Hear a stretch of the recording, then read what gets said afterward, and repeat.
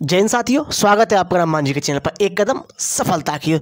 तो दोस्तों आज हम चालू करने वाले हैं दोस्तों उत्तर प्रदेश का इतिहास चालू करने वाले हैं। दोस्तों उत्तर प्रदेश का इतिहास चालू करने वाले मतलब है दोस्तों हमारा कि उत्तर प्रदेश को बिल्कुल शुरू से बिल्कुल बेसिक से चालू करेंगे। दोस्तों जब आप इतिहास पढ़ते हैं यानी कि आप प्रॉपर हिस्ट्री पढ़ते हैं तो आप हिस्ट्री को कहाँ से चालू करते हैं? एंशियंट हिस्ट्री से। उससे भी पहले आप कहाँ से करते हैं? प्रागैतिहासिक काल, आद्य ऐतिहासिक काल, वहाँ से चालू करते हैं। तो दोस्तों उत्तर प्रदेश को भी हम उधर से ही चालू करेंगे यानी कि बेसिक से, और फिर हम उधर से आते आते एंशियंट, मिडिएवल और फिर आधुनिक तक हम संपूर्ण उत्तर प्रदेश को कंप्लीट करेंगे। तो चलिए दोस्तों समय को बर्बाद ना करते हुए अपने इस क्लास को स्टार्ट करते हैं। और दोस्तों आपको क्लास स्टार्ट करने से पहले आपको कुछ जानकारी देता हूं। दोस्तों जे क्लास करने वाले दोस्तों उत्तर प्रदेश के जितने भी एग्जाम होते हैं, उत्तर प्रदेश के जितनी भी परीक्षा होती है उन सब के लिए दोस्तों ये रामबाण क्लास है। तो चलिए अपनी क्लास को स्टार्ट करते हैं। जैसा कि दोस्तों उत्तर प्रदेश का इतिहास क्लियर। तो दोस्तों जैसा कि आपको पता है इतिहास यानी प्राचीन काल, एंशियंट हिस्ट्री को हम 3 पार्टों में बांटते हैं, प्रागैतिहासिक काल, आद्य ऐतिहासिक काल और एक ऐतिहासिक काल। दोस्तों जब आप पढ़ते हैं यानी प्रागैतिहासिक काल जी मतलब कैसा काल है, अगर आप प्रॉपर हिस्ट्री के बारे में पढ़ना चाहते हैं तो आप हमारी प्ले लिस्ट पर जाइए, वहाँ पर हमने इसके बारे में संपूर्ण जानकारी बेसिक से दी हुई है। यहाँ पर दोस्तों हम जो चर्चा करने वाले हैं वो केवल उत्तर प्रदेश के बारे में ही प्रॉपर चर्चा करेंगे, क्योंकि ये उत्तर प्रदेश के लिए ही ये क्लास चलाई गई है। क्लियर दोस्तों। तो जैसे कि दोस्तों प्राचीन काल को 3 पार्टों में बांटा गया, प्रागैतिहासिक काल, इसको हम पाषाण काल भी कहते हैं। दूसरा पार्ट जो बांटा गया आद्य ऐतिहासिक काल, और तीसरा क्या है? ऐतिहासिक काल। इसमें दोस्तों कोई इसमें लिखित साक्ष्य नहीं है, केवल इसमें साक्ष्य जो मिले हैं वो में मतलब पुरातत्विक वो चीजें मिली हैं, जैसे कि कोई रहना, खाना पीना उनका क्या था, इसके बारे में जानकारी यहाँ पर दी गई है। इसके बारे में आप संपूर्ण जानकारी देखनी है तो आप हिस्ट्री की क्लास में जाइए, वहां पर इसमें चर्चा की है। क्लियर दोस्तों। तो दोस्तों प्रागैतिहासिक काल यानी पाषाण काल को 3 पार्टों में बांटा गया, पूरा पाषाण काल, मध्य पाषाण काल और आपका नव पाषाण काल। इन तीनों पार्टों में इसको बांटा गया प्रागैतिहासिक काल। अब दोस्तों जो चर्चा करने वाले हैं वो दोस्तों प्रागैतिहासिक काल के एक खंड यानी पूरा पाषाण काल में चर्चा करेंगे कि उत्तर प्रदेश में किस स्थान से क्या क्या मिला था। यही से हमारा बेसिक यानी कि उत्तर प्रदेश का इतिहास स्टार्ट होता है। तो दोस्तों देखिए पूरा पाषाण काल में सबसे पहले आता प्रयागराज, जिसका पहले नाम क्या था? इलाहाबाद था, अब प्रयागराज कर दिया है। तो यहां से दोस्तों जो हमें साक्ष्य मिले बेलन नदी घाटी के साक्ष्य मिले। क्या? बेलन नदी घाटी के साक्ष्य कहां से मिले? प्रयागराज से। क्लियर दोस्तों। यहां से दोस्तों क्या है? बेलन घाटी के घाटी से लोहा दा नाला, क्या है? लोहा दा नाला से मातृ देवी की मूर्ति मिली है। जी आपको ध्यान रखना है कि पूरा पाषाण काल में प्रयागराज से बेलन नदी घाटी के साक्ष्य मिले, और बेलन नदी की घाटी से क्या मिले? लोधा नाला से क्या मिला हमें? मातृ देवी की मूर्ति मिली है। क्लियर दोस्तों। नेक्स्ट यहीं पर दोस्तों दूसरा स्थान आता है उत्तर प्रदेश का चंदौली। चंदौली से किसका साक्ष्य मिला है? चकिया का। किसका? चकिया का साक्ष्य मिला है। क्लियर दोस्तों। तीसरा जो स्थान आता है वो आता है सोनभद्र। क्या आता है? सोनभद्र आता है। यहां से दोस्तों में सिंगरौली घाटी के साक्ष्य मिले। क्या? सिंगरौली घाटी के साक्ष्य मिले कहां से? सोनभद्र से। क्लियर दोस्तों। यहां पर दोस्तों कुछ फैक्ट है, कृषि की जानकारी मानव को इस काल में नहीं थी।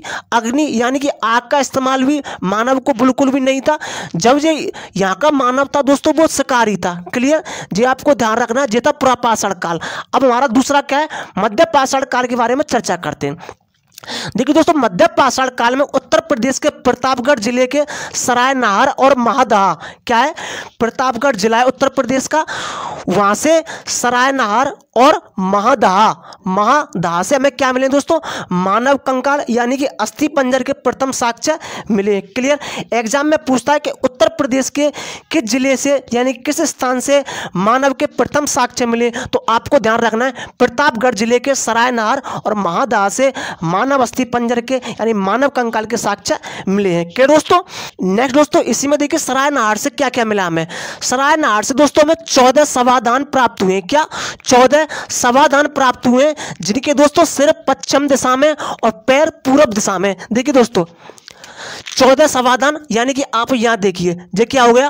पूर्व, पश्चिम, उत्तर, दक्षिण। तो देखिए दोस्तों जी क्या कह रहा है, पश्चिम की दिशा में क्या मिले, यानी कि यहाँ पर क्या हो गया, मानव का सिर, और यहाँ पर सिर हो गया तो दोस्तों जाहिर सी बात है इस दिशा में क्या होंगे, मानव के पैर। क्लियर। तो आपको ध्यान रखना है यहाँ से 14 समाधान प्राप्त हुए जिनके पश्चिम दिशा में क्या है, सिर है, और पूर्व दिशा में पैर है। क्लियर दोस्तों, कहाँ से, सरायनहार से। क्लियर दोस्तों। नेक्स्ट महादास्य में क्या क्या मिला है, युगल समाधान यानी स्त्री पुरुष के समाधान प्राप्त हुए, और यहाँ से हड्डियों के आभूषण भी हमको प्राप्त हुए। क्लियर दोस्तों जी, आपको ध्यान रखना है। तो आपको ध्यान रखना है मानव कंकाल के प्रथम साक्ष्य प्रतापगढ़ जिले के सरायनहार और महादास्य मिले हैं, और जी इसके बारे में अब देखिए महादास्य में क्या मिला है, युगल समाधान, हड्डियों के आभूषण भी प्राप्त हुए। क्लियर दोस्तों।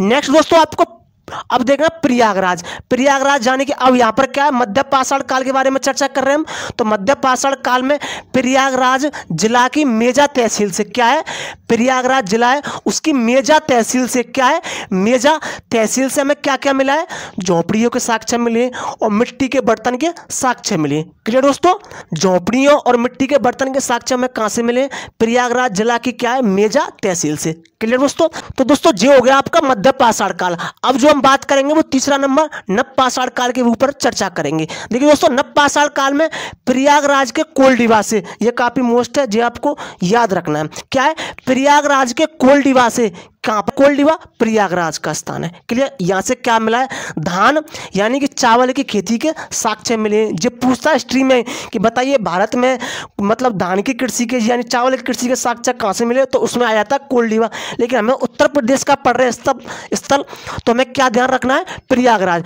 प्रयागराज के कोल्डिवा से धान यानी चावल की खेती के साक्ष्य मिले। इसके बारे में संपूर्ण जानकारी आपको हिस्ट्री की हमारी कहाँ मिलेगी, प्ले लिस्ट में। उसमें बताया है कि मानव ने सर्वप्रथम कौन सा अनाज का प्रयोग किया था, जौ का। क्लियर। नेक्स्ट दोस्तों प्रयागराज, सोनभद्र, मिर्जापुर और बुंदेलखंड से हमें क्या क्या मिला है, हथियारों एवं औजारों के साक्ष्य मिले।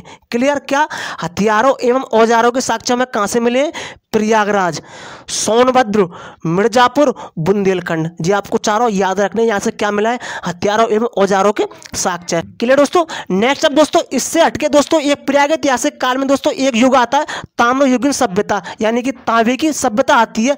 तो देखिए यहाँ से हमें क्या मिला है, आलमगीरपुर से हिंडन नदी के साक्ष्य मिले। क्या है, उत्तर प्रदेश के आलमगीरपुर से हिंडन नदी के साक्ष्य मिले। और दोस्तों ये मतलब बड़ा गांव है, और एवं हुलास ये कहां पर है, ये मतलब सहारनपुर में। क्लियर। आपको ध्यान रखना ताम्रयुगीन सभ्यता में बड़ा गांव आलमगीरपुर से हमें क्या मिला है, हिंडन नदी के साक्ष्य मिले, और यहीं पर क्या है, हुलास। ये दोनों कहां पर है, सहारनपुर में। क्लियर। कहां पर, सहारनपुर में ये स्थान है। ये आपको सारी चीजें दोस्तों याद रखनी है। हमारा जो मतलब प्रागैतिहासिक काल यहाँ पर समाप्त होता है। नेक्स्ट वीडियो में इससे आगे उत्तर प्रदेश के बारे में चर्चा करेंगे। आइए दोस्तों, आपको ये क्लास काफी ज्यादा अच्छी लगेगी। मिलते हैं दोस्तों में ऐसे ही नई टॉपिक में नई क्लास के साथ। जय हिंद।